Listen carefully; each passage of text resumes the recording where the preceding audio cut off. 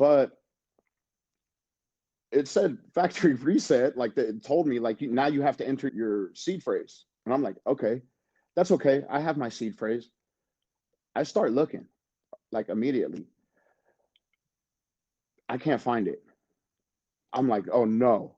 I call my friend. Okay, I call my friend. I message him. I said, hey, you call me right now. He calls me. I'm like, dude, I can't find my seed phrase.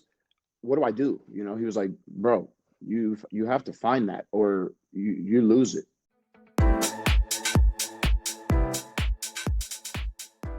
The person who orange pilled me, he gave me every possible resource to like fill myself in about Bitcoin.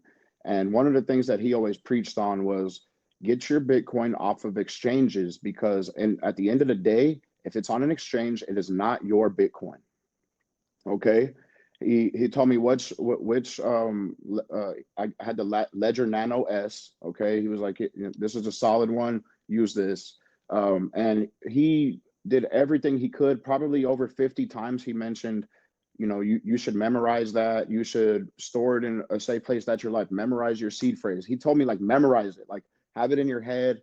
And not only that, like he was like very adamant about, hey, protect that seed phrase. Like your life depends on it because it is like that was my life savings. Um, I think some of the faults or the negligence that I had was okay. Number one, I used my ledger twice in 4 years. Okay, I used it 2 times in 4 years. Okay, that's not a lot.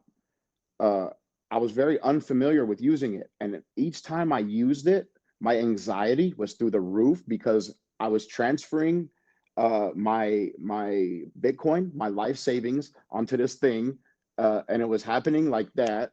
And the first time I did a transfer, I did 0.42 of a coin. I transferred it, boom, all good, everything all good. Okay. The second time I used it, I was transferring 0.46. Okay. And I would do a test run, like $10 or whatever it may be I would do a Did you test ever run. send money from it as well, or only incomings? I never once sent money from it. I never once.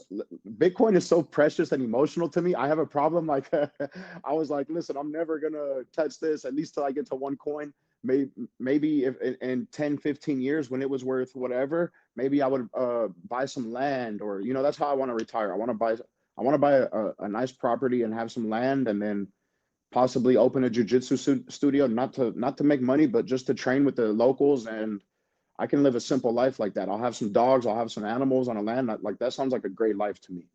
Um, so what I was saying is the anxiety levels were through the roof. Like when I was transferring this, that was a lot of money for me. My life savings. Like I said, I'm not some guy who makes a ton of money. I'm just a regular guy who has just been stacking consistently and putting all my savings there.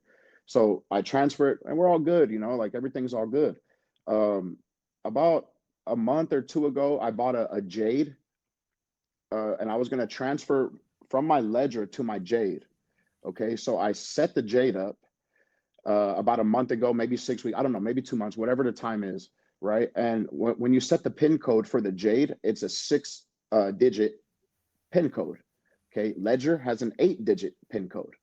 Okay, so the first time I entered the PIN code in my Ledger, I entered a 6-digit and then I press enter, boom, one strike. Okay, I was like, oh man, I'm, like right You away. can do 6 digits though, just to let you know. You can do 6 digits on the ledger as well. But No, yeah, yeah, I probably could. I probably yeah. could. Yeah, and yeah, mine was 8. Okay, and I don't know why. Listen, I was transferring 0.88 of a coin.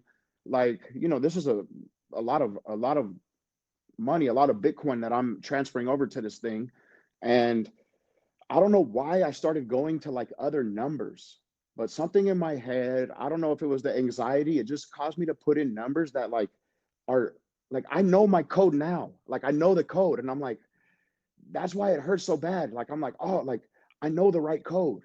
And had I not just given one wrong, like the six digit pin I entered, I believe on the next one I would have got it.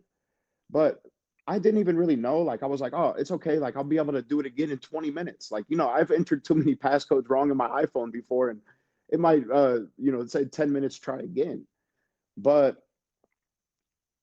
it said factory reset, like it told me like now you have to enter your seed phrase. And I'm like, okay, that's okay. I have my seed phrase. I start looking like immediately. I can't find it. I'm like, oh no. I call my friend. Okay. I call my friend. I'm like, hey, or I message him. I said, hey, you call me right now. He calls me. I'm like, dude, I can't find my seed phrase. Uh, like, what do I do? He was like, bro, you have to find that or you lose it. I'm like, oh no. So I spend that. It's a Friday. It was 3 weeks ago to this day. 3 weeks ago. Okay. Uh, so I start looking that day. I'm like, man, I can't find it anywhere. Like, what the heck? I had a picture in my phone also, which they listen. I made a lot of mistakes. Having it on a paper was one. Having a picture on my phone was one. But I had it in a hidden folder. Boom. But then I remembered in August I deleted all my hidden photos, and I just did it all massively. Like every hidden picture I had, I just select all, delete from the deleted folder. Boom, all gone. Okay. uh yeah, I'm like contacting Apple support. Maybe they can get it back. I talked to a couple lawyers to see if they can like do a forensics on my phone to maybe get it back from 5 months ago. But everyone's telling me, after 30 days, Apple's pretty good about deleting your data forever. So yeah, the following Sunday, I told my girl what was going on, and she doesn't know anything about Bitcoin, but she knows that was like my life savings and like how much it was worth, right? So we looked through the whole entire house. We like literally tore the house apart, looking like we were gonna move out. I searched every shoe, under the soles of every shoe. I searched every pocket of every jacket in the house. I searched in every drawer. I took the drawers out, checked underneath the drawers. And I live in a two-bedroom apartment. It's not like some massive space where I can like, be hiding it. I don't have a garage where we store stuff. I looked everywhere. I can't find it. And a lot of people were like, "Oh, do you trust her?" I'm like, "Listen, she wouldn't know what to do with those seed words if I told her 5 times how to do it. She wouldn't understand what to do with that." Like, no, for sure. We've been living together for a long time, and I trust her. I honestly, I probably should have trusted. I should have given her that passphrase and let her store it for me, because at the end of the day, she's much more organized than I am, and it would have been in a safer place. So yeah, after that, like it really set in. This was Sunday when like really started accepting it, that I wasn't going to find it. Friday, Saturday, Sunday, I still had hope. I was like looking. Of course I was panicked and I was anxious, but I still had hope that we'll find it on Sunday. It's okay, we're going to find it. It's somewhere around his house. I would have never taken it out of here. The only thing I can think that would happen is if maybe when we've had a couple cleaners clean the house a couple times, or she could have possibly been cleaning the house and it was on a notebook paper, and it could look like nothing. Like if you don't know what it is, then you would see that and it would be nothing to you. You can easily throw that away. Oh, just piece of paper with some words on it, boom, trash. That's the only thing that I can think that would happen with something like that. I never once took that out of the house. I know that for a fact. I did. When I stored it, I didn't store it in like a bag that I take with me often. I would never put it on my wallet, because like in my head, I'm like, what if I lose my wallet, or what if I lose that bag? What if somebody steals my bag? Something like that. So that was something that I always took the proper measures to make sure I never did. Yeah, the only thing I could think of is that it got thrown away. And Monday, Tuesday, Wednesday, like I was devastated. I'm an optimistic person. I'm a positive person. I like to like I think what makes me a great coach is my energy and my positive attitude that I bring into any room I'm in. And for those first 3 days, everybody that I trained was like, "Hey, what's like, you all right? What's wrong? Like you don't seem like you're doing well." And I would kind of tell them, and they would, I would tell them the monetary value of it, because not all of them understand. Most people don't understand the Bitcoin thing, and they would be like, "Oh my gosh, like that's devastating." And I'm like, "Yeah." It was Wednesday after training jujitsu. Jujitsu is very therapeutic, by the way.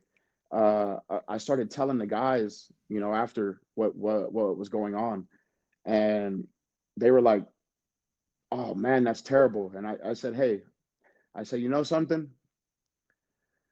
I've been, I've slipped, I fell, I've been knocked down 100 times in life, and I've gotten up 101. And this time is going to be no different.